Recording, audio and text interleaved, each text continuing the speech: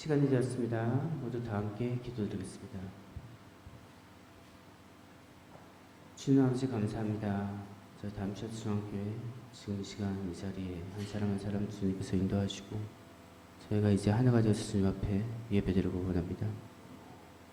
주님, 어떤 마음으로 어떤 짐을 가지고 각자 왔을지 저는 모르나 주님께서는 아시옵고 그 짐을 우리가 주님 앞에 있는 그대로 보여주고 내려놓을 수 있도록 도와주시기 바랍니다. 우리가 사로잡지 않고 우리가 놓고 주님을 믿고 주님의 인도하며 우리 저희가 그 이끌음에 저희가 따를 수 있도록 저희를 채워주시고 저에게 용기를 주시고 저희가 한 걸음 한 걸음 주님께 나아갈 수 있도록 도와주시기 바랍니다. 지금 시간 저희가 예배 드릴 때 오로지 주님께만 집중하고 주님께서 주님의 성령을 채우셔서 저희를 이끌어 주시고 주님의 말씀을 들을 때에도 그 말씀이 우리에게 들려오는 소리가 아니라 마음에 힘이 되어서 그 말씀을 믿고 그 말씀을 따르는 하루하루를 저희가 살아갈 수 있도록 도와주시기 바랍니다. 모든 것을 주님께 맡기오니 주님께서 인도해 주셨고 홀로 영광 받으시기 바랍니다. 모든 말씀 예수 이름으로 기도드렸습니다. 안녕하세요.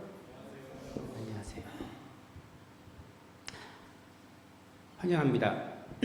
지금 이 시간 오신 한 사람 한 사람 주님의 이름을 환영하고 분명히 주님의 뜻이 있다고 생각합니다. 습관적으로 오는 것이 아니라 주님의 부르심에 한 사람 한 사람 응답하였고 그 응답 속에 주님의 기적과 주님의 뜻이 있길 바랍니다. 제가 사연 드릴 때 정말 기쁜 마음으로 사연 드리고요. 있는 그대로 주님 앞에 나아가기 원합니다. 모두 다 함께 사연 드리겠습니다.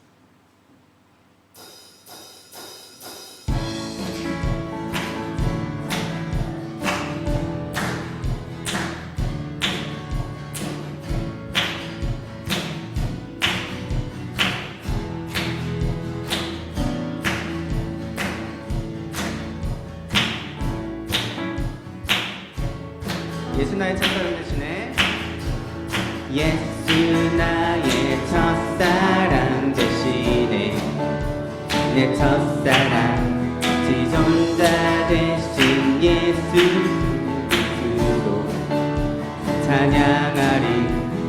보좌 앞에 나의 삶이 향기로운 제사로 주께 드려지기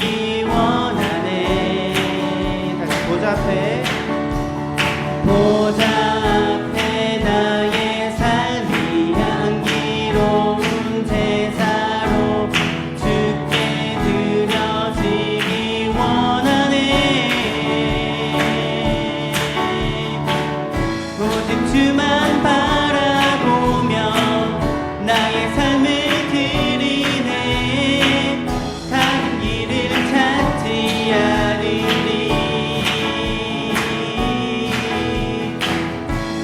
온전한 열정과 나의 찬양 대신에 주의 길을 따라가리라. 예수 나의 첫사랑 대신에 내 첫사랑 지존자 대신 그리스도 예수 찬양하리.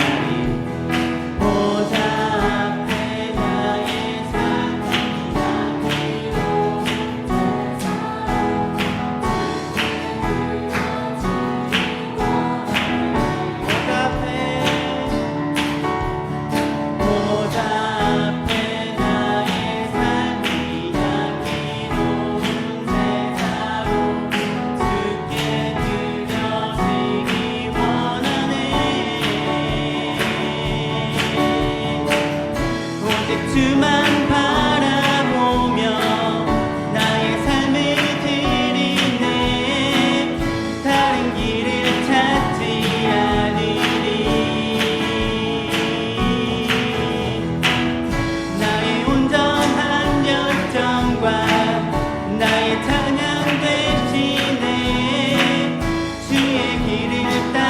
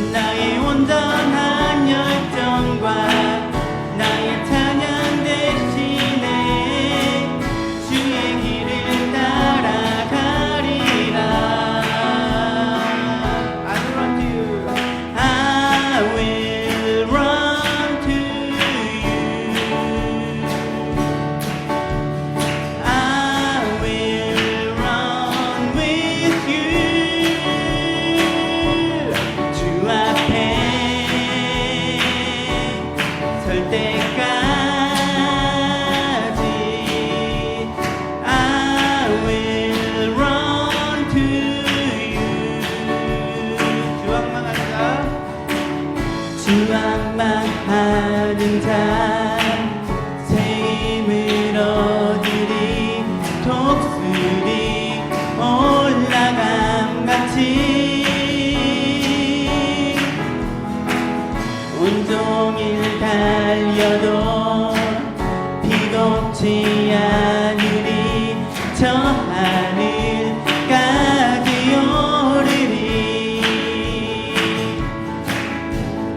I will run to you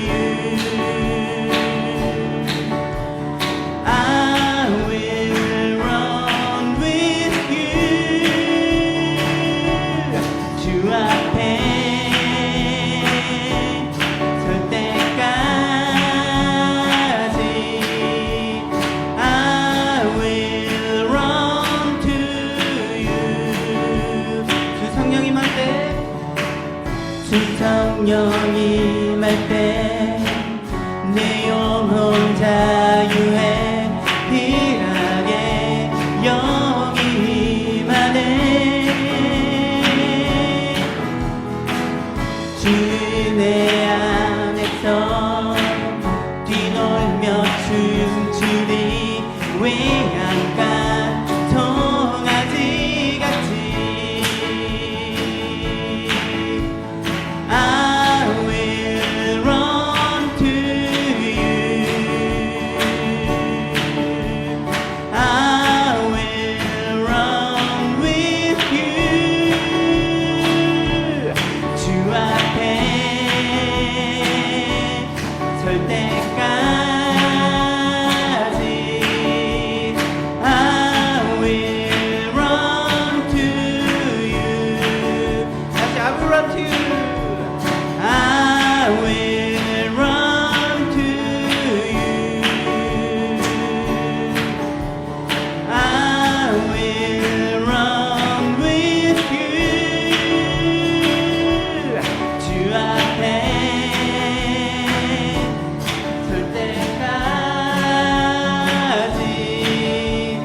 I will run to you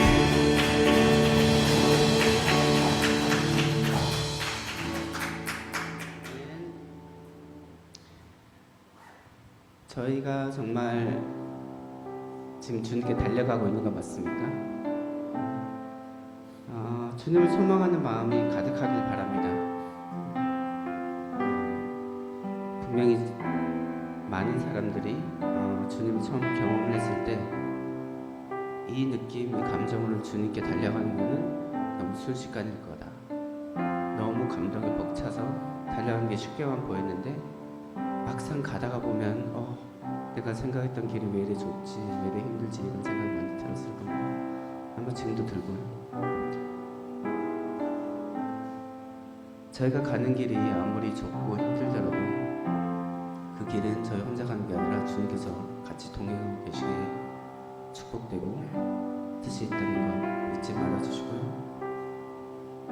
그리고 우리가 필요할 때 주님께서는 항상 목이 마를 때 저에게 물을 주시는 것처럼 말씀을 주시고 힘을 주시고 또 길을 보여주실 것이기에 힘들더라도 조금이라도 더 나아가길 바랍니다. 저희가 지금 기도를 때 주님 제가 가는 길, 이 길은 제가 정한 것이 아니라 주님께서 정하신 길이고 이 길이 아무리 험하고 험할지라도 주님께서 저를 붙잡아 주시고 주님께서 저에게 필요한 것을 채워주시는 것을 저희는 믿고 앞으로 나아가겠습니다. 주님이 말씀하신 대로 나아가고 또 멈추라 하시면 멈추고 잠시 쉬었다 가라 하면 쉬었다 가고 좀 더 빨리 오라 그러면 빨리 갈지도 제가 주님 말씀을 제가 알아듣고 순종할 수 있도록 채워주시옵소서. 감사 기도드리겠습니다. 모두 다 함께 기도드리겠습니다.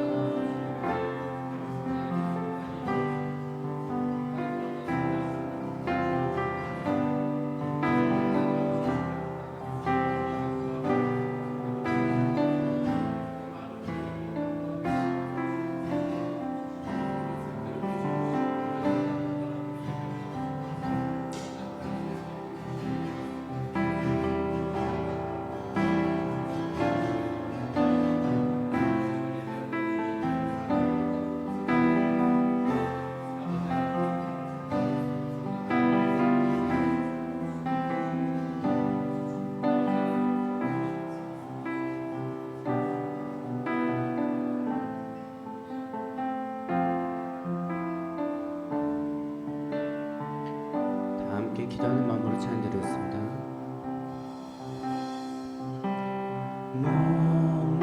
목마른 사슴 시내 물을 저 헤매이듯이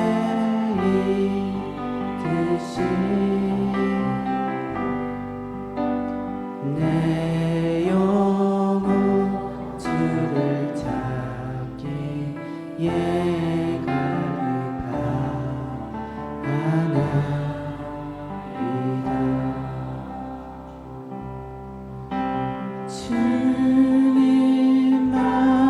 주님만이 나의 방패 나의 장소망 나의 몸 정성 바쳐서 주 경배합니다.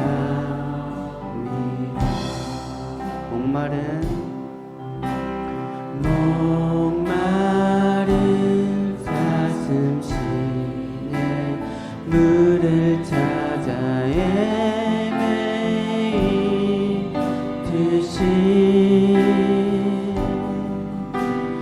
내 영혼 주를 찾기에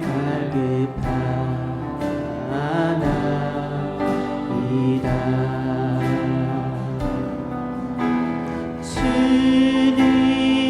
주님만이 나의 힘 나의 방패 나의 장소망 나의 몸 정성 다 바쳐서 주님 경배합니다.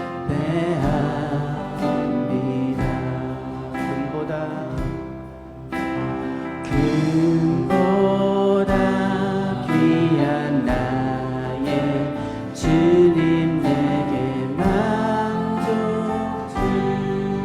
주신 주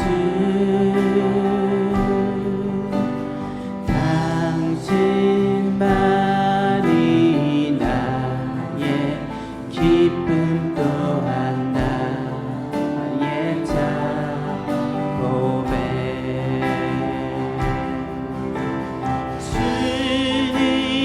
주님만이 나의 힘 나의 방패 나의 참소망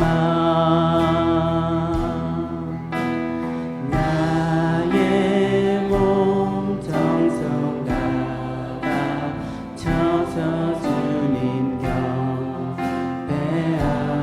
경배합니다. 주님만이 나의 힘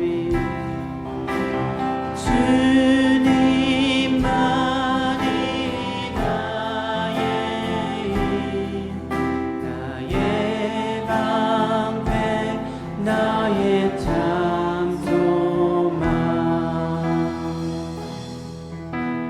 나의 몸 정성 다 바쳐서 주님 경배합니다.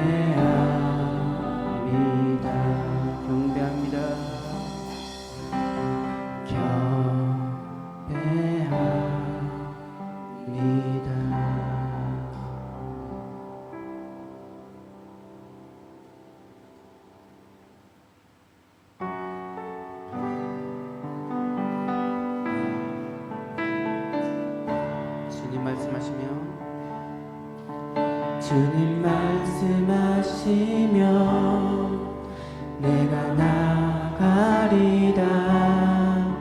주님 뜻이 아니면 내가 멈춰서리다.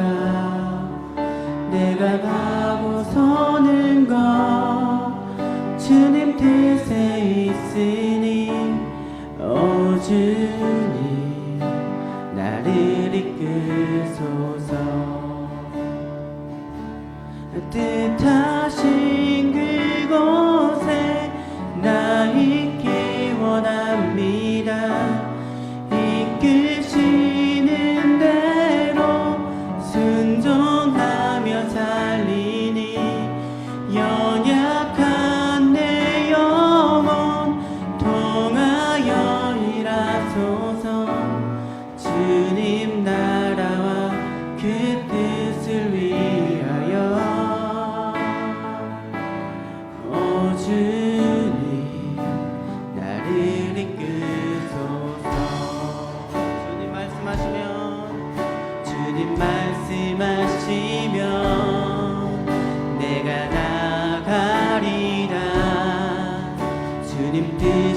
아니면 내가 멈춰서리라.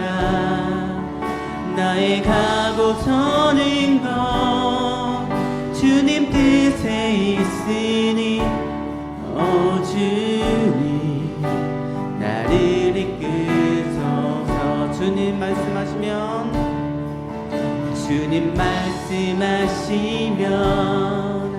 내가 나가리라. 주님 뜻이 아니면 내가 멈춰서리라. 나의 가고 서는 것 주님 뜻에 있으니 주님 나를 이끄소서. 뜻하신 그곳에 나 있기 원합니다. 이끄시는 대로 순종하며 살리니 연약한 내 영혼 통하여 일하소서. 주님 나라와 그 뜻을 위하여 뜻하신 그곳에 나 있기 원합니다. 이끄시는 대로 순종하며 살리니 연약한 내 영혼 통하여 일하소서. 주님 나라와 그 뜻을 위하여 주님 나를 이끄소서. 주님 나를 이끄소서. 주님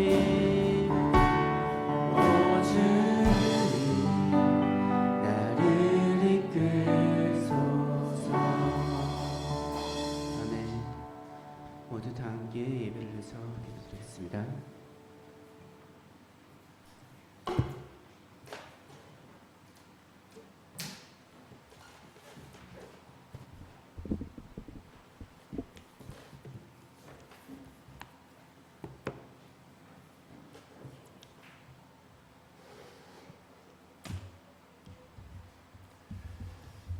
오늘은 성령 강림 후 8번째 주일입니다. 성령 하나님께서는 우리 안에서 역사하시며 예수님이 십자가에서 이루신 구원을 완성해 가시는 하나님이십니다. 그 성령 하나님의 충만함을 소망하며 예배 드리겠습니다. 모두 자리에서 일어나십시오.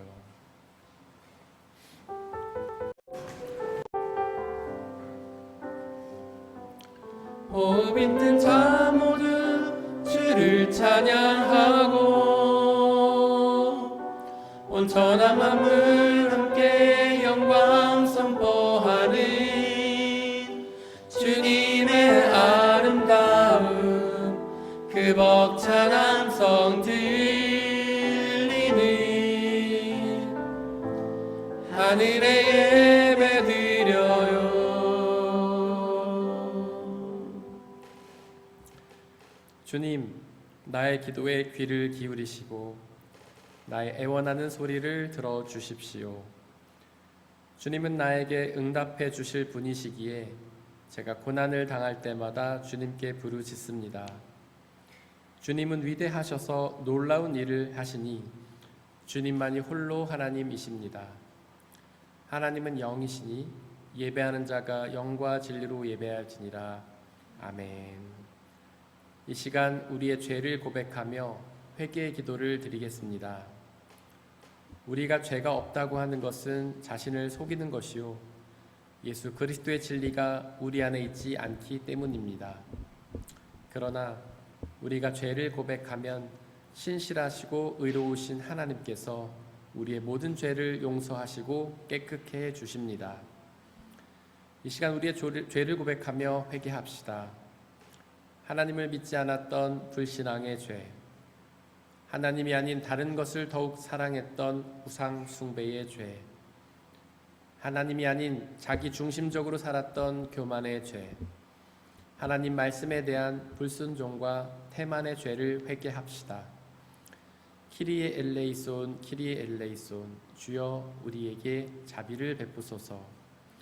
잠시 침묵 가운데에서 우리의 죄를 고백하며 회개의 기도를 드리겠습니다.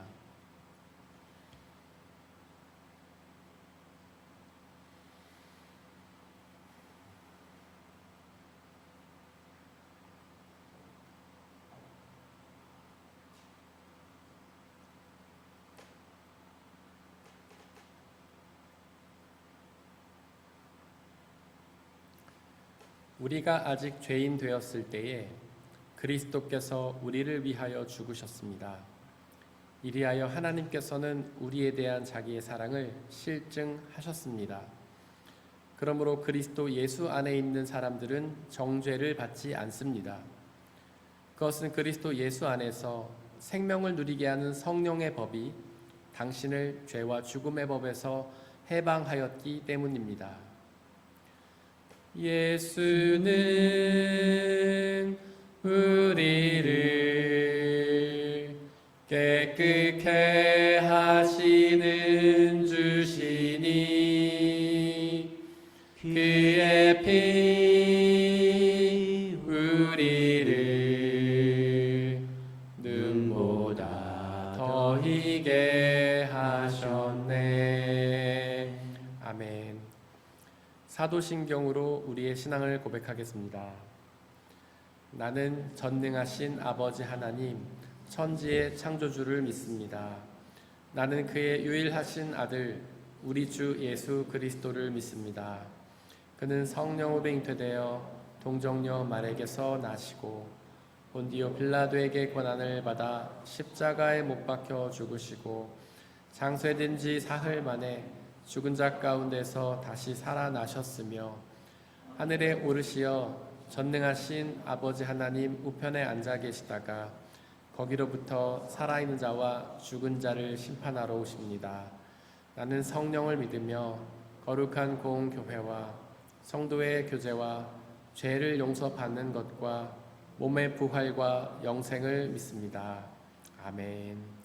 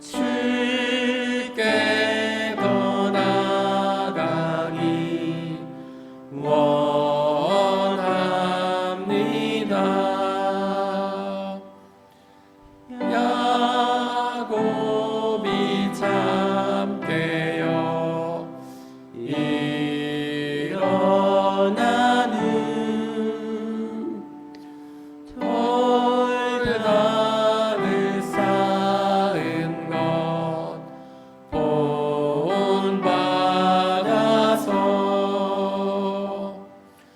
숨질 때 되도록 늘 찬송하면서 주께 더 나아가기 원합니다. 아멘.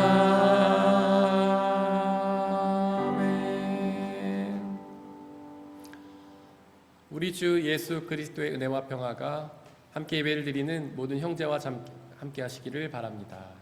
우리 옆에 계신 분들과 서로 평화사 나누고 자리에 앉겠습니다. 주의 평화가 함께 하시기를 바랍니다. 주의 평화가 함께 하시기를 바랍니다. 주의 평화가 함께 하시기를 바랍니다. 이유진 성도님께서 우리를 대신해 기도해 주시겠습니다.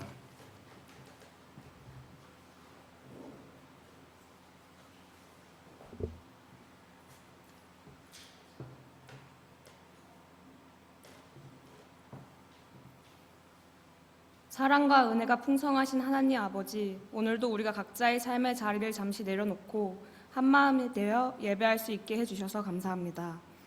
일주일 동안 치열하게 살다가 지친 몸과 마음을 이 자리에 부어드리오니 평안함으로 채워주세요. 주님, 우리가 살아가는 세상 속에는 참 많은 갈등과 반목이 있습니다. 나와 생각이 다르고 처지가 다르다는 이유로 서로 상처를 주고받기도 합니다.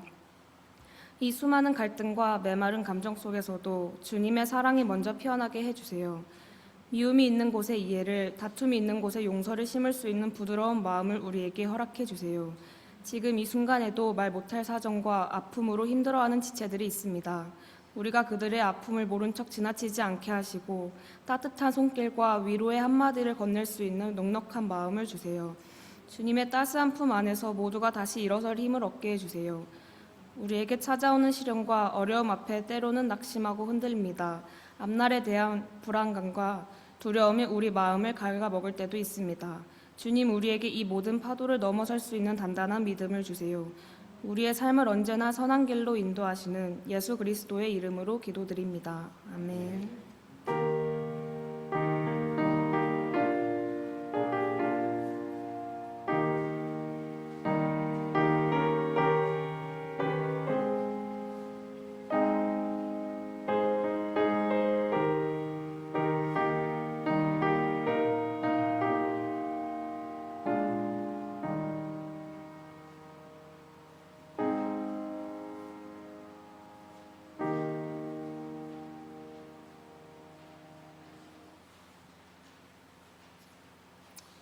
오늘의 일독서는 창세기 28장 10절에서 19절입니다.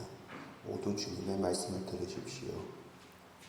야곱이 브엘세바를 떠나서 하란으로 가다가 어떤 곳에 이르렀을 때 해가 저물었으므로 거기에서 하룻밤을 지내게 되었다. 그는 돌 하나를 주워서 베개로 삼고 거기에 누워서 자다가 꿈을 꾸었다. 그가 보니 땅에 층계가 있고 그 꼭대기가 하늘에 닿아 있고 하나님의 천사들이 그 층계를 오르락내리락 하고 있었다. 주님께서 그 층계 위에 서서 말씀하셨다. 나는 주 너의 할아버지 아브라함을 보살펴준 하나님이요 너의 아버지 이삭을 보살펴준 하나님이다. 네가 지금 누워있는 이 땅을 내가 너와 너의 자손에게 주겠다. 너의 자손이 땅의 티끌처럼 많아질 것이며 동서남북 사방으로 퍼질 것이다. 이 땅 위의 백성이 너와 너의 자손 덕에 복을 받게 될 것이다. 내가 너와 함께 있어서 네가 어디로 가든지 너를 지켜주며 내가 너를 다시 이 땅으로 데려오겠다. 내가 너에게 약속한 것을 다 이루기까지 내가 너를 떠나지 않겠다. 야곱은 잠에서 깨어서 혼자 생각하였다. 주님께서 분명히 이곳에 계시는데도 내가 미처 그것을 몰랐구나. 그는 두려워하면서 중얼거렸다. 이 얼마나 두려운 곳인가.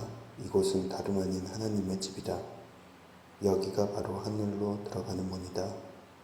야곱은 다음날 아침 일찍 일어나서 베개 삼아 뺀 그 돌을 가져다가 기둥으로 세우고 그 위에 기름을 붓고 그곳 이름을 베델이라 하였다. 그 성의 본래 이름은 루스였다. 이것은 거룩하신 하나님의 말씀입니다.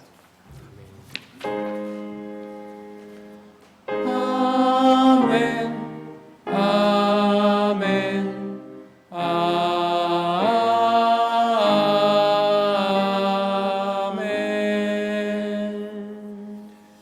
함께 성시교독하시겠습니다. 여호와여, 주께서 나를 살펴보셨으므로 나를 아시나이다.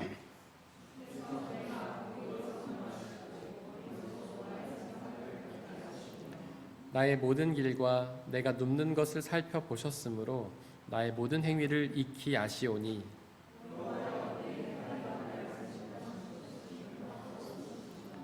내가 주의 영을 떠나 어디로 가며 주의 앞에서 어디로 피하리이까.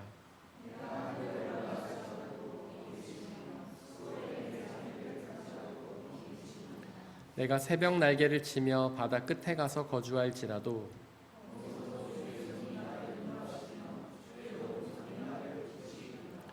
하나님이여 나를 살피사 내 마음을 아시며 나를 시험하사 내 뜻을 아옵소서. 내게 무슨 악한 행위가 있나 보시고 나를 영원한 길로 인도하소서. 아멘.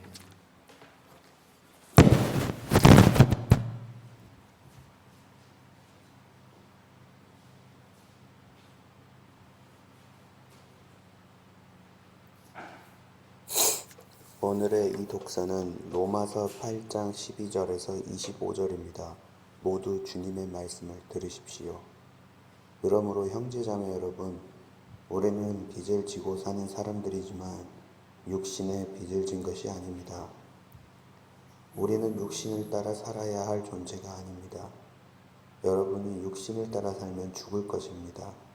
그러나 여러분이 성령으로 몸의 행실을 다 죽이면 살 것입니다. 하나님의 영으로 인도함을 받은 사람은 누구나 다 하나님의 자녀입니다. 여러분은 또다시 두려움에 빠뜨리는 종살이의 영을 받은 것이 아니라 자녀로 삼으시는 영을 받았습니다. 그래서 우리는 그 영으로 하나님을 아빠, 아버지라고 부릅니다. 바로 그때에 그 성령이 우리의 영과 함께 우리가 하나님의 자녀임을 증언하십니다. 자녀이면 상속자이기도 합니다. 우리가 그리스도와 함께 영광을 받으려고 그와 함께 고난을 받으면 우리는 하나님이 정하신 상속자요 그리스도와 더불어 공동 상속자입니다. 현재 우리가 겪는 고난은 장차 우리에게 나타날 영광에 견주면 아무것도 아니라고 나는 생각합니다. 피조물은 하나님의 자녀들이 나타나기를 간절히 기다리고 있습니다. 피조물이 허무에 굴복했지만 그것은 자의로 그렇게 한 것이 아니라 굴복하게 하신 그분이 그렇게 하신 것입니다. 그러나 소망은 남아 있습니다. 그것은 곧 피조물도 썩어짐의 종살이에서 해방되어서 하나님의 자녀가 누릴 영광된 자유를 얻으리라는 것입니다.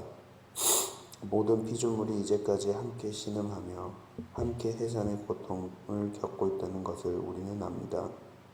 그뿐만 아니라 첫 열매로서 성령을 받은 우리도 자녀로 삼아주실 것을, 곧 우리 몸을 속량하여 주실 것을 고대하면서 속으로 신음하고 있습니다. 우리는 이 소망으로 구원을 얻었습니다. 눈에 보이는 소망은 소망이 아닙니다. 보이는 것을 누가 바라겠습니까? 그러나 우리가 보이지 않는 것을 바라면 참으면서 기다려야 합니다. 이것은 거룩하신 하나님의 말씀입니다. 오늘의 삼독서는 마태복음 13장 24절에서 30절, 36절에서 43절입니다. 모두 주님의 말씀을 들으십시오. 예수께서 또 다른 비유를 들어서 그들에게 말씀하셨다. 하늘나라는 자기 밭에다가 좋은 씨를 뿌리는 사람과 같다. 사람들이 잠자는 동안에 원수가 와서 밀 가운데에 가라지를 뿌리고 갔다. 밀이 줄기가 나서 열매를 맺을 때 가라지도 보였다. 그래서 주인의 종들이 와서 그에게 말하였다. 어른께서 밭에 좋은 씨를 뿌리지 않으셨습니까? 그런데 가라지가 어디에 생겼습니까?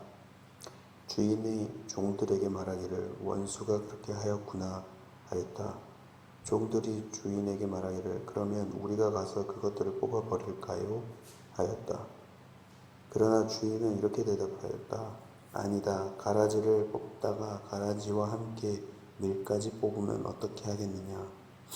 추수 때까지 둘 다 함께 자라도록 내버려 두어라. 추수할 때에 내가 추수꾼에게 먼저 가라지를 뽑아 단으로 묶어서 불태워 버리고 밀은 내 곳간에 거두어 드리라고 하겠다. 그 뒤에 예수께서 무리를 떠나서 집으로 들어가셨다. 제자들이 그에게 다가와서 말하였다.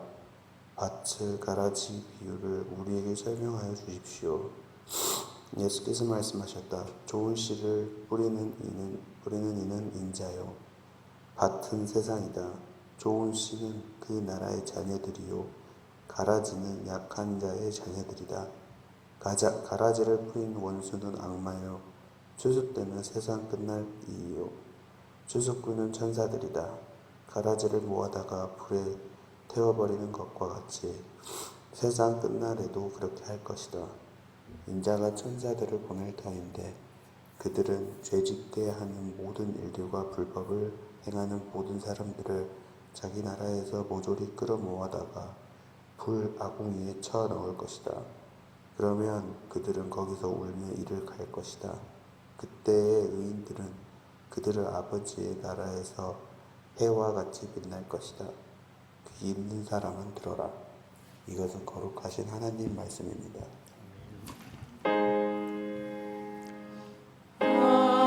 아멘. 아멘.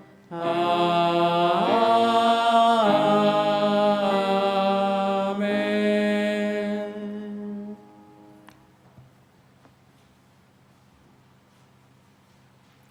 함께 기도하고 주님의 말씀을 나누겠습니다.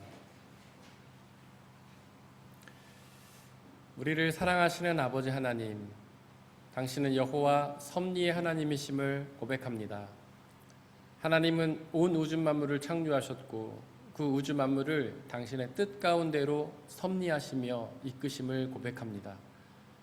우리를 계획하시고 이 땅에 생명을 만들어 보내주시며 오늘 하루의 삶을 계속 살아가게 인도하시는 하나님이심을 고백합니다.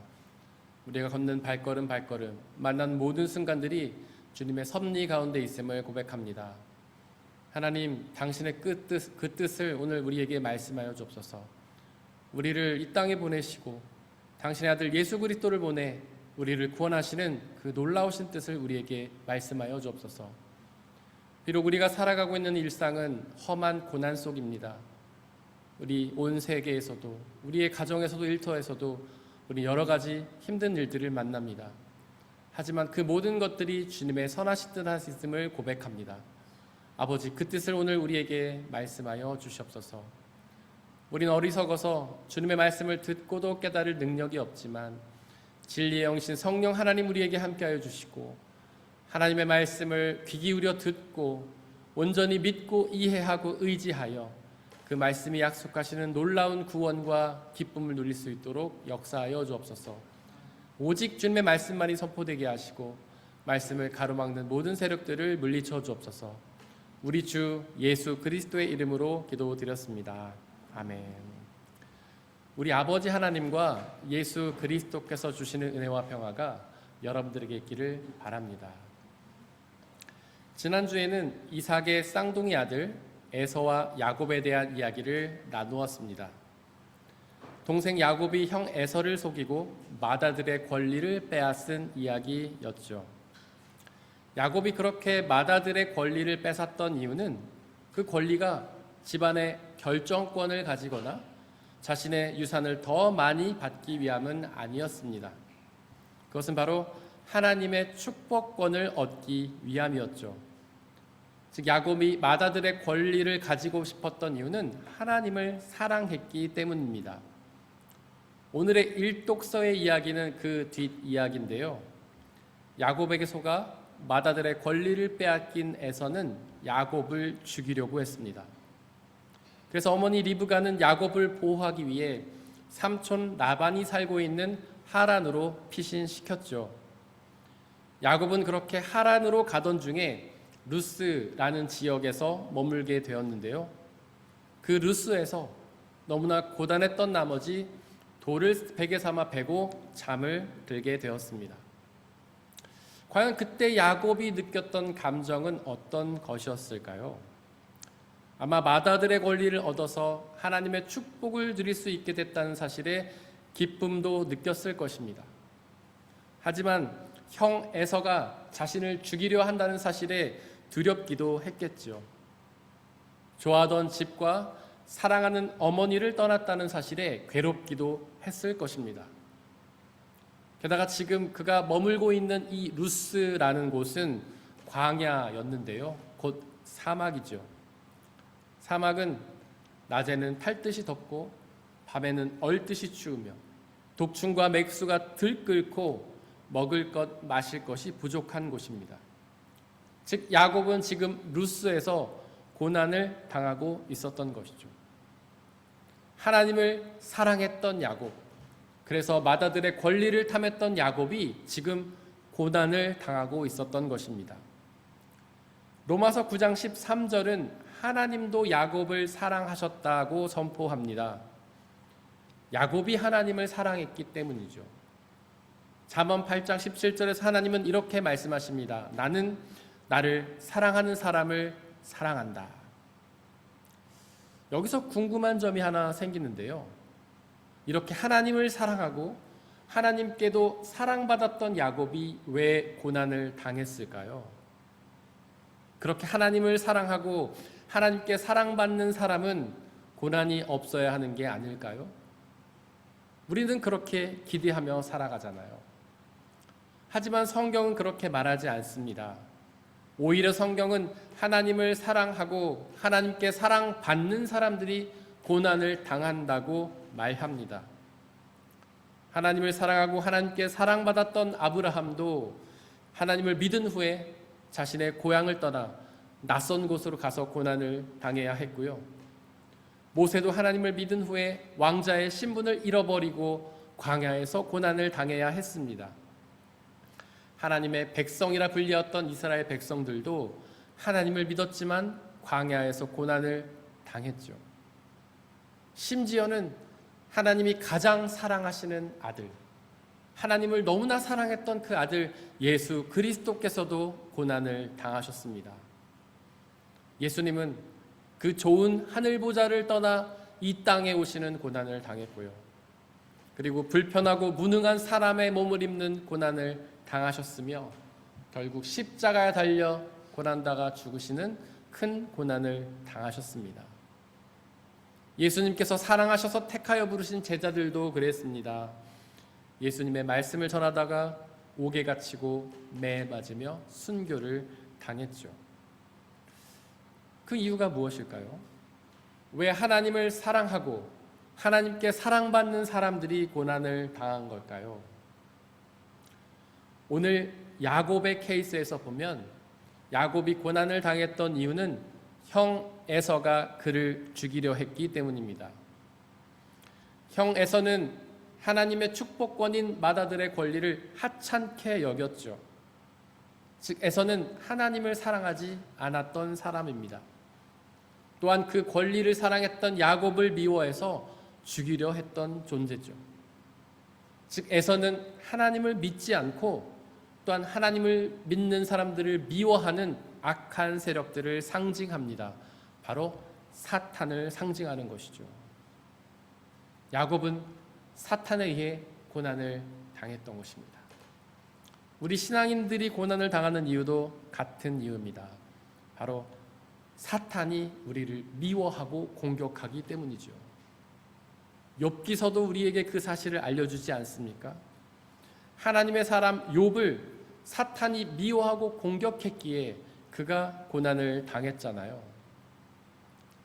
그런데 왜 하나님은 사탄을 그냥 내버려 두시는 걸까요? 하나님께서 그를 막으시거나 몰아내버리신다면 신앙인들이 고난을 당한 일은 없을 텐데요. 물론 이 독서 로마서 8장이 선포하듯 하나님께서는 사탄의 세력들을 몰아내시고 우리의 고난을 제거하실 것입니다. 다만 그 일은 이독서 18절이 선포하듯 지금이 아니라 장차에, 즉 미래에 일어날 일입니다. 과연 그때가 언제일까요?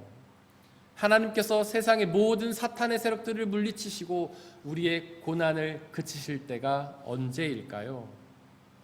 바로 부활 후에 승천하신 예수 그리스도께서 이 땅에 다시 오시는 때입니다. 바로 그 재림의 때에 하나님은 사탄의 모든 세력들을 물리치시고 우리의 고난을 그치실 것입니다. 그때까지 우리는 고난을 당해야 합니다. 이독서 25절에 기록된 것처럼 고난을 참으면서 기다려야 합니다.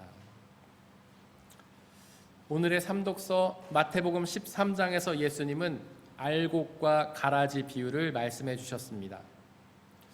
어떤 사람이 자기 밭에 알곡을 키우고 있었는데요. 어느 날 그 원수가 와서 그 밭에다가 가라지를 뿌렸습니다. 가라지는 알곡이 자라는 걸 방해하는 잡초였죠. 그 가라지를 본 종들이 주인에게 그것을 뽑아버릴지를 물어보는데요. 주인은 이상하게도 그 가라지를 뽑지 말고 그냥 내버려 두라고 말했습니다. 나중에 추수할 때 같이 뽑으면 된다고 말했습니다. 바로 그때 알곡과 가라지를 같이 뽑아서 알곡은 곳간에 들이고 가라지는 태워버리면 된다고 말했습니다. 이 비유에서 알곡은 우리 신앙인들을 뜻합니다. 그리고 가라지는 사탄의 세력들을 뜻하죠. 가라지가 알곡을 방해하는 것처럼 사탄은 고난을 주면서 우리의 믿음을 방해합니다. 하지만 하나님께서는 우리의 사탄을 제거하지 말고 그냥 내버려 두라고 말씀하시는데요. 즉 우리를 그 고난 가운데 그냥 내버려 두시는 것입니다.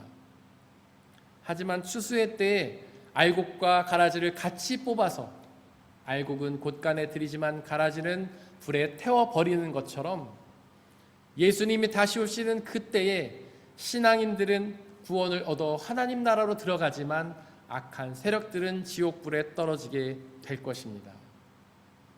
그러므로 알곡이 추수의 때를 기다리며 가라지를 견디는 것처럼 우리도 심판의 때를 기다리며 악한 사탄의 세력들을 견디어야 합니다. 그런데 왜 하나님께서는 지금 당장 그 사탄을 제거하지 말고 그냥 놔두시는 걸까요? 사실 우리는 사탄을 가능한 빨리 제거해 버려야 한다고 생각하지 않습니까? 그래야만 우리는 고난에서 빨리 벗어날 수가 있잖아요. 그 이유는 우리에게는 그 사탄을 구분해낼 능력이 없기 때문입니다. 무엇이 하나님의 것인지 무엇이 사탄의 것인지 구분할 능력이 우리에게는 없기 때문이죠. 고린도후서 11장 14절에 기록된 것처럼 사탄은 빛의 천사로 가장합니다. 그렇기 때문에 겉으로 봐서는 우리의 무능한 지식으로는 지혜로는 그 사탄의 세력을 구분해내기가 상당히 어렵습니다. 태초의 에덴 동산에는 선악과가 있었습니다. 선악과는 선과 악을 알게 하는 나무였죠. 하나님은 그 나무를 사람들에게 먹지 못하게 하셨는데요. 그래서 사람에게는 선악을 판단할 능력이 주어지지 않은 것입니다. 사람에게는 선악을 판단할 능력이 없기 때문이죠. 오직 선악의 판단은 하나님만이 하시기 때문입니다. 하지만 사람들은 결국 사탄의 유혹에 넘어가서 그 선악과를 따먹었고요. 바로 그것이 죄가 되었습니다. 즉 어리석은 사람이 선과 악을 판단하려고 하는 것이 죄였던 것이죠. 한번 생각해 보십시오. 우리는 어리석지 않습니까? 우리가 선이라고 악이라고 구분짓는 것들이 다 옳은가요? 우리가 선이라고 생각했지만 결국엔 악이었던 것들이 얼마나 많습니까? 우리가 악이라고 생각했지만 결국에 선이었던 것이 얼마나 많나요? 만약에 지금 우리가 악이라고 판단한 것들을 제거해 버린다면 어떻게 되겠습니까? 삼독서 29절에 기록하듯 가라지를 뽑으려다가 오히려 알곡을 뽑는 잘못을 범하지 않겠습니까? 또한 하나님을 사랑하고 하나님께 사랑받는 사람들이 고난받는 또 다른 이유가 있는데요. 하나님께서는 우리가 당하는 그 고난을 통해서 당신의 선하신 뜻을 이루시기 때문입니다. 하나님께서는 예수 그리스도의 고난을 통해 우리의 구원이라는 선하신 뜻을 이루셨잖아요. 또한 하나님께서는 초대교회 성도들의 고난을 통해 그 복음이 우리들에게까지 전파되는 그 놀라운 역사를 이루셨잖아요. 우리의 고난도 마찬가지입니다. 하나님은 우리가 당하는 고난을 통해 당신의 선하신 역사를 이루실 것입니다. 야곱이 당했던 고난은 피할 수 없어서 억지로 당한 고난이 아닙니다. 오히려 야곱이 당했던 고난은 자발적으로 당했던 고난이죠. 만약에 야곱이 맏아들의 권리를 탐하지 않았다면 그 고난을 당하지 않았을 것입니다. 즉 야곱이 하나님의 축복권을 사모하지 않았다면, 하나님을 사랑하지 않았다면 그 고난을 당하지 않았겠죠. 예수님의 고난도 마찬가지입니다. 만약에 예수님이 우리의 구원을 이루려 하지 않으셨다면 그분은 고난을 당하실 필요가 없었을 겁니다. 초대교회 성도들도 마찬가지입니다. 만약에 그들이 복음을 전하지 않았다면 그들은 고난을 당하지 않았겠죠. 하지만 그들은 모두 그 고난을 향해 자발적으로 나갔는데요. 바로 그들이 당했던 고난을 통해 하나님의 선하신 뜻이 이루어졌기 때문입니다. 이제 예수님께서는 우리에게 고난으로 요청하십니다. 나를 따르려거든 자기의 십자가를 지고 따르라고 우리를 부르십니다. 어떠십니까? 바로 그 고난에 아멘이라고 응답하며 순종하지 않으시겠습니까? 그렇다면 그 고난을 통해 하나님께서는 놀라운 역사를 이루실 것입니다.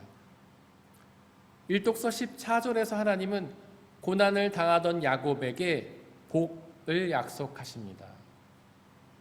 즉 고난 가운데는 하나님의 복이 있는 것이죠. 과연 그 복이 무엇일까요? 루스에서 고난에 지쳐 잠들었던 야곱은 꿈속에서 하나님을 만났는데요. 바로 고난 속에서 누리는 복이 이것입니다. 하나님을 만나 경험하는 복이죠. 이스라엘 백성들도 그랬습니다. 그들은 광야에서 고난을 당할 때에 바로 그 고난 속에서 하나님을 경험했습니다. 욥도 마찬가지였습니다. 욥은 고난 속에 있을 때 하나님을 경험했죠. 예수님은 마태복음 5장에서 이렇게 말씀하십니다. 가난한 자에게 복이 있다. 하나님의 나라가 그들의 것이다.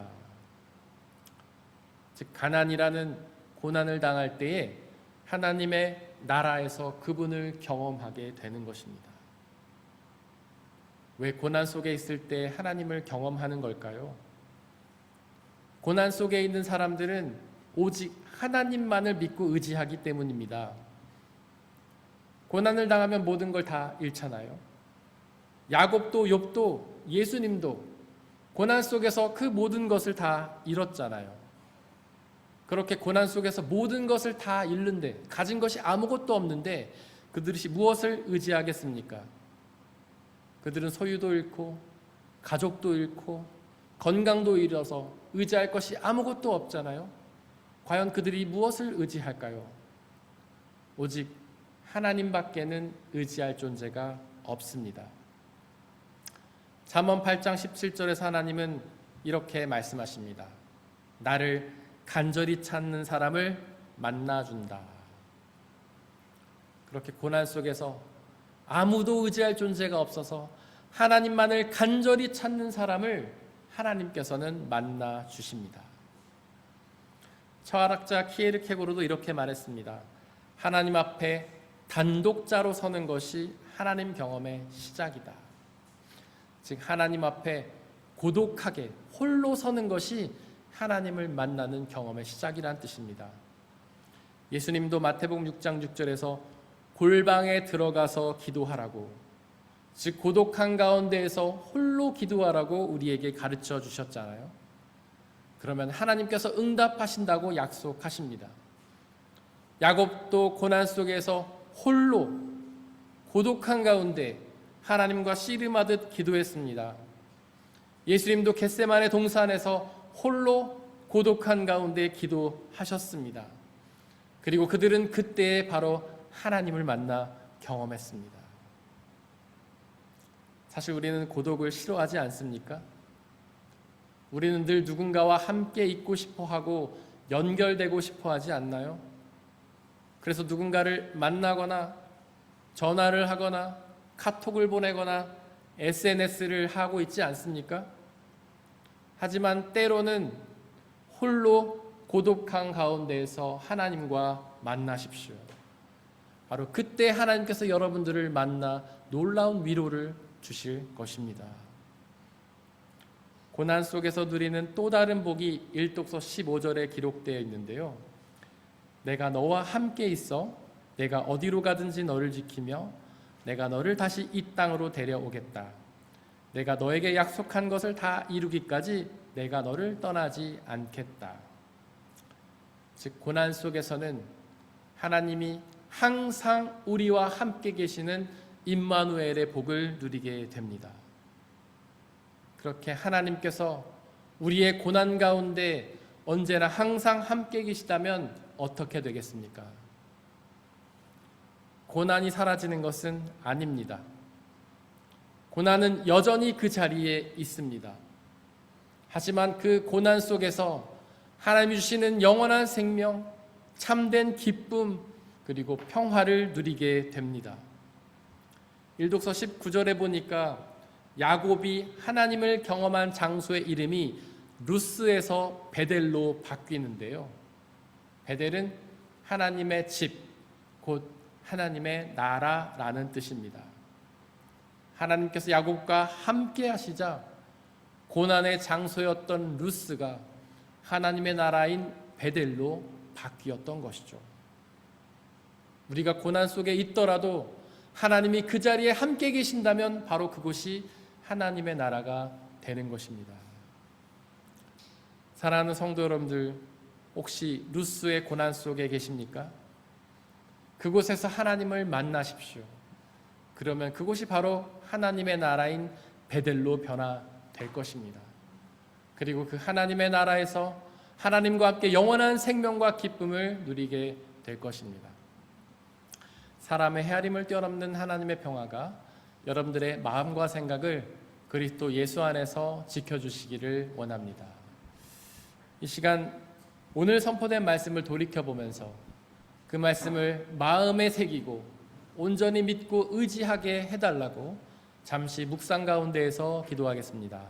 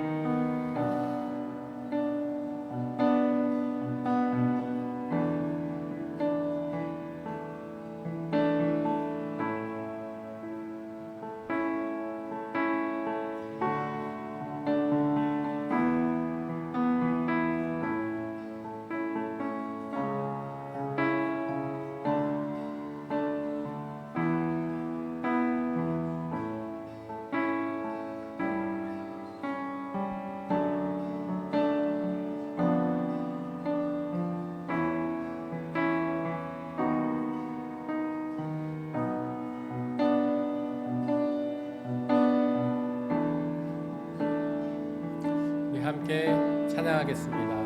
안개가 날 가리워. 안개가 날 가리워.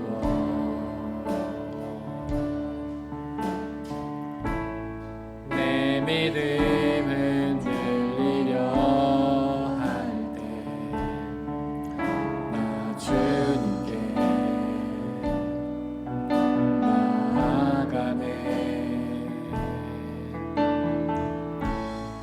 주님은 산 같아서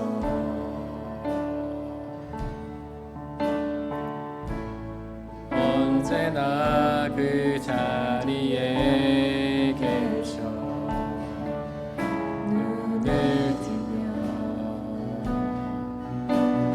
보이리라 날 위한 그 사랑 주는 나의 도움이시며 주의 계획 영원하시네 주의 위엄 앞에 믿음으로 순종해 예배드리리 주님께서 날 이끄시며 주가 항상 함께 하시네 주의 사랑 안에 믿음으로 순종해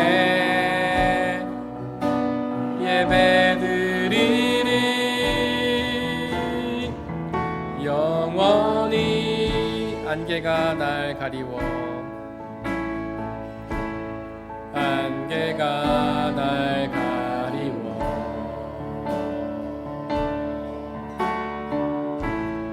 내 믿음 흔들리려 할 때 나 주님께 나아가네 주님은 산 같아서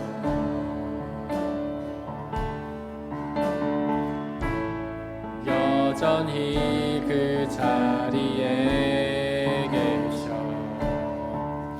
눈을 뜨면 보이리라 날 위한 그 사랑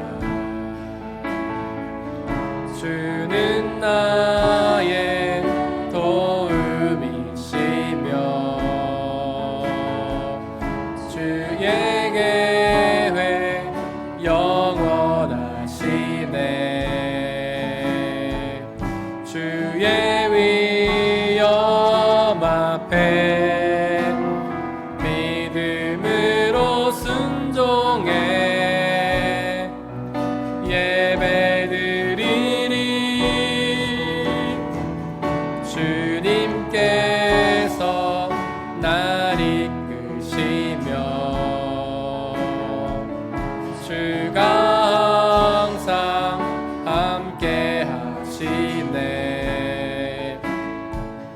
주의 사랑 안에 믿음으로 순종해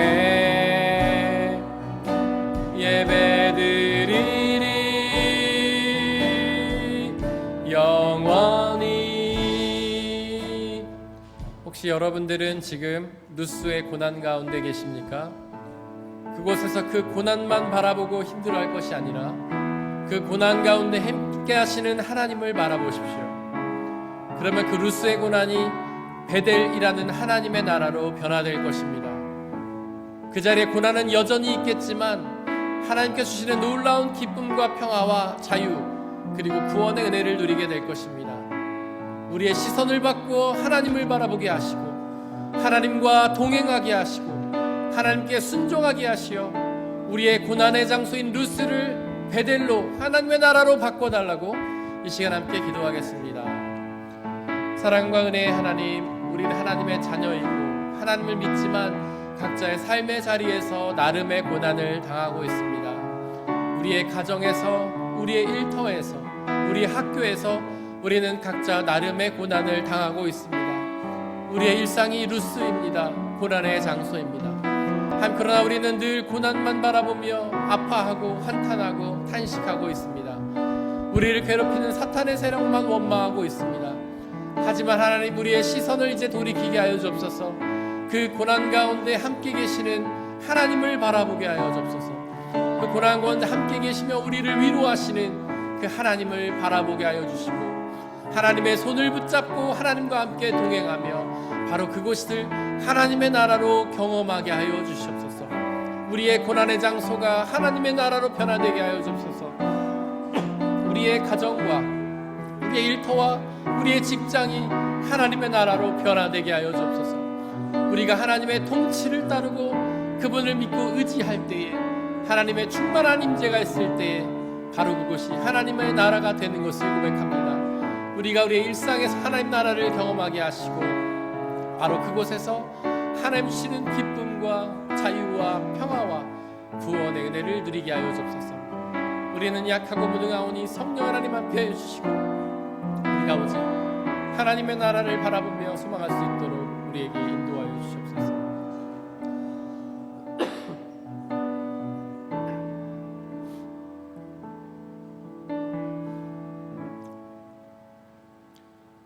이 모든 말씀 우리 주 예수 그리스도의 이름으로 기도드렸습니다. 아멘. 주님이 가르치신 기도로 함께 기도하겠습니다. 하늘에 계신 우리 아버지, 아버지의 이름을 거룩하게 하시며 아버지의 나라가 오게 하시며 아버지의 뜻이 하늘에서와 같이 땅에서도 이루어지게 하소서. 오늘 우리에게 일용할 양식을 주시고 우리가 우리에게 잘못한 사람을 용서하여 준 것 같이 우리 죄를 용서하여 주시고 우리를 시험에 빠지지 않게 하시고 악에서 건지소서. 권능과 영광이 영원히 아버지의 것입니다. 아멘.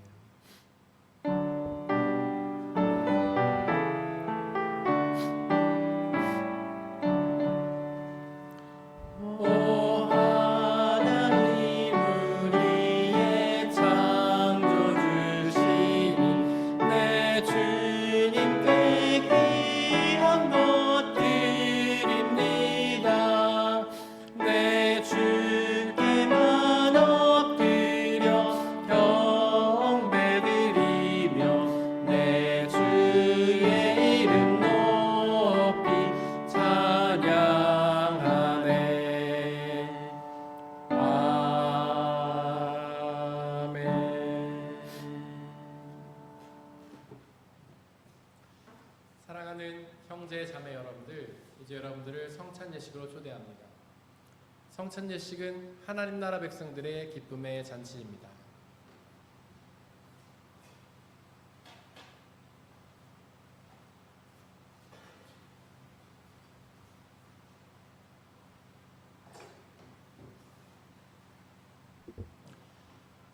우리 주 예수 그리스도께서 잡히시던 날 밤에 제자들을 모으시고는 빵을 떼사 하늘을 우러러 감사를 드리신 후에 나눠주시며 말씀하시기를 받아 먹으라. 이것은 너희에게 주는 내 몸이니라. 이것을 행하여 나를 기억하라.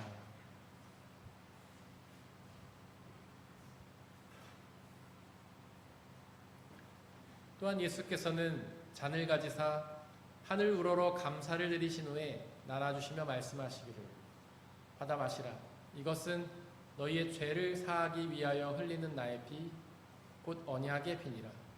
이것을 행하여 나를 기억하라.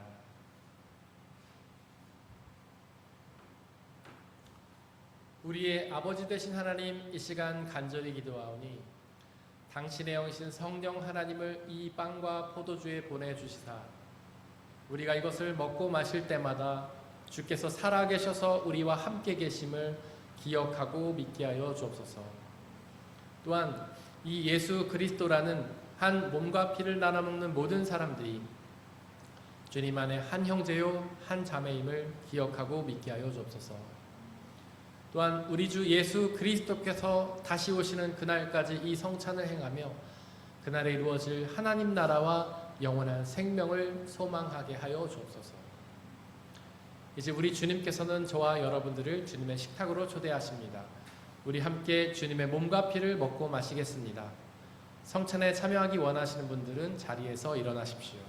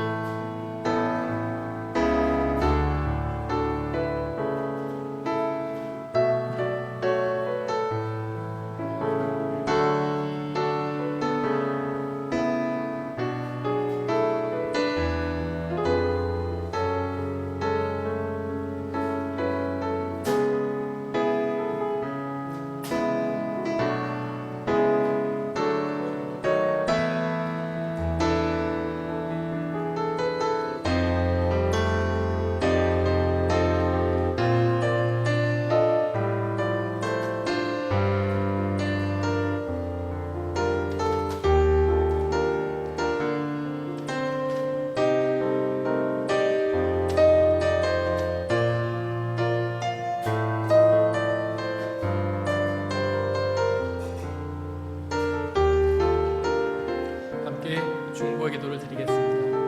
오늘은 특별히 지난 주간 7월 14일에 이 세상에 태어난 우리 곁으로 온 유청현 메이플의 차남 유레온 어린이를 위해서 기도해 주십시오. 하나님께서 그 생명을 계획하시고 창조하시어 이 세상에 보내셨는데 이 세상 가운데서 늘 주님과 동행하며 주님의 복을 누리는 건강하고 행복한 삶을 살게 해달라 기도해 주시고 그 아이를 양육해야 하는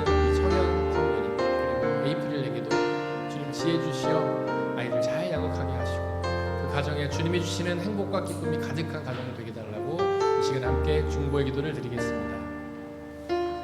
사랑과 은혜 하나님, 우리 레오니를 위해서 하나님께서 그 아이를 계획하시고 창조하시어 이 땅에 보내신 분이 감사와 찬양을 드립니다. 하나님께서 보내신 그 생명 이 땅 가운데에서 하나님과 늘 동행하며 하나님의 은혜와 복을 누리는 은혜로운 삶으로 그 아이를 맡아 양육하는 유청현 성도님 그리고 에이프에게도 주는 은혜를 주시어 인간의 지혜가 아닌 하나님의 은혜로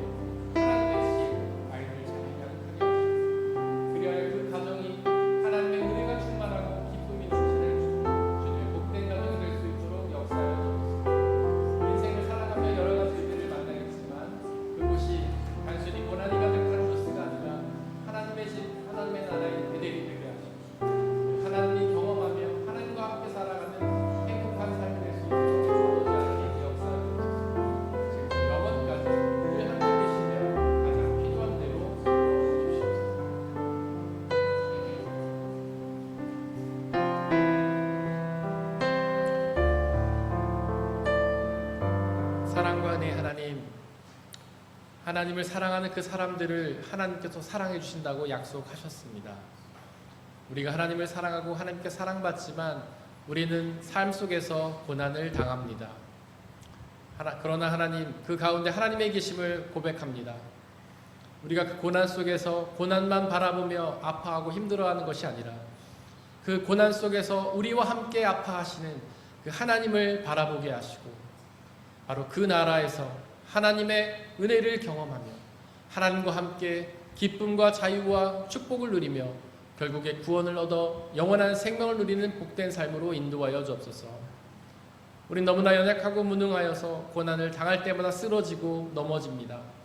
그러나 성령 하나님 우리와 늘 함께 계시며 우리를 지켜 보호하시고 우리에게 힘을 주시고 지혜를 주시어 그 고난을 넉넉히 승리하게 하시고 그 고난 가운데 있는 하나님의 뜻이 이루어지는 것을 우리가 함께 목도하며 은혜를 누릴 수 있도록 저희를 도와주옵소서. 이 시간 드려진 물질을 놓고 기도합니다. 지금 우리가 받아 누리고 있는 그 모든 것들이 나의 노력과 성과로 얻어진 것들이 아니라 하나님 주신 은혜의 선물임을 고백하며 그 중에 일부를 다시 주님께 되돌려드리는 그 모든 손길들을 축복하여 주시고 그들의 삶에 늘 동행하시며 가장 좋은 은혜로 채워 주시옵소서. 이 물질이 오직 하나님을 위해 쓰이게 하시고 물질이 쓰여진 곳곳마다 하나님의 나라가 확장되고 믿는 사람들 숫자가 더욱 많아지는 놀라운 역사 허락하여 주옵소서. 우리와 언제나 항상 함께 계시며 우리에게 가장 좋은 은혜 주신 주님께 감사드리며 이 모든 말씀 우리 주 예수 그리스도의 이름으로 기도드렸습니다. 아멘. 예수님의 이름으로 예배에 참석하신 모든 분들을 진심으로 환영합니다. 우리 옆에 있는 분들 박수로 환영하겠습니다. 우리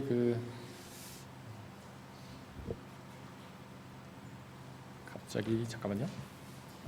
우리 김혜린 자매님의 여동생 우리 예담 자매님 베를린에서 음대에서 공부하고 있는데 지금 잠시 방학을 맞이해서 또 잠시에 방문해 주셨습니다. 우리 예담 자매님 진심으로 환영합니다. 오늘 방문자가 한 분 계셨는데 좀 일찍 자리를 뜨신 것 같습니다. 네. 안 계시지만 박수 한번 축하로 환영할까요? 네. 그리고 제가 단톡방에도 사진을 올렸고 아까 광고도 했지만 우리 유청현 에이프릴 성도님의 둘째 아들이 7월 13일에 이 세상에 왔습니다. 이름이 유레온이고요. 우리 오늘 오지는 못했지만 우리 건강하고 행복한 가정이 될 수 있도록 또 축하의 박수 한번 올려드리겠습니다. 우리 주보 있는 말씀 함께 읽겠습니다. 주보 맨 뒷면에 보시면 말씀이 두 개가 있는데요. 위에 있는 말씀 지난주 한 주 동안 묵상했던 말씀 읽겠습니다. 시작. 여러분은 믿음의 목표 곧 여러분의 영혼의 구원을 받고 있는 것입니다. 베드로전서 1장 9절 말씀. 아멘. 우리 앞으로 한 주 동안 묵상해야 될 말씀 함께 읽겠습니다. 시작. 그리하여 여러분은 흠이 없고 순결해져서 구부러지고 뒤틀린 세대 가운데에서 하나님의 흠없는 자녀가 되어야 합니다. 그리하면 여러분은 이 세상에서 별과 같이 빛날 것입니다. 빌립보서 2장 15절 말씀. 아멘. 광고 말씀드리겠습니다. 오늘 예배 후에 빵이 준비되어 있습니다. 빵으로 함께 교제를 나누시고요.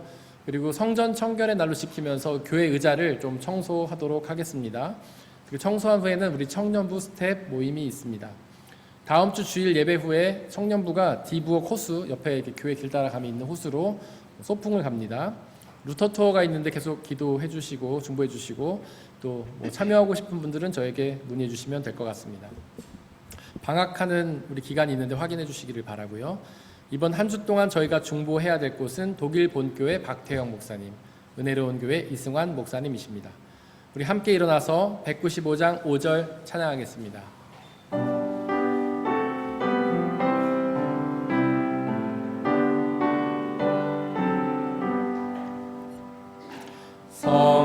성령이여 우리 겸손해져서 우리 주와 같이 되게 하소서.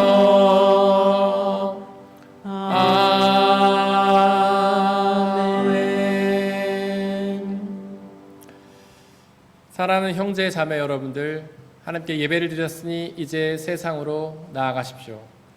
바로 그곳에서 하나님을 만나 경험하십시오.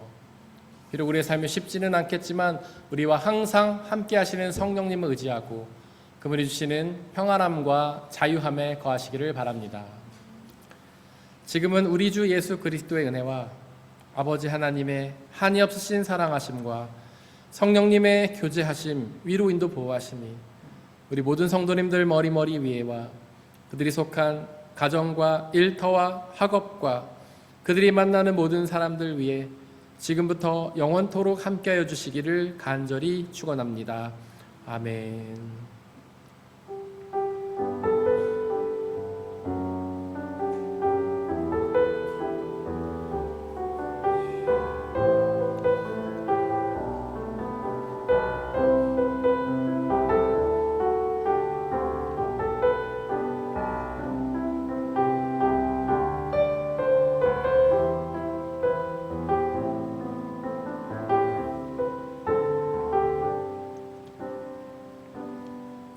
이곳에 임하신 하나님 나라 가난한 마음으로 바라보리라.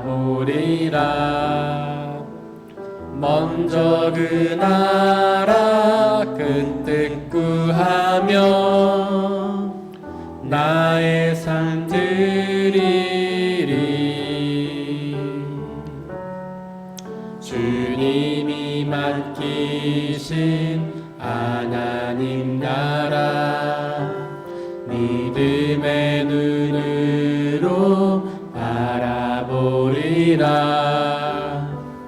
하늘의 뜻이 이 땅 가운데 완성될 그날까지 믿음 다하여 그 위에 서리라. 하나님의 나라는 무너지지 않으리. 믿음 다하여 그 나라 세워가리라. 주님 곧 오실 때까지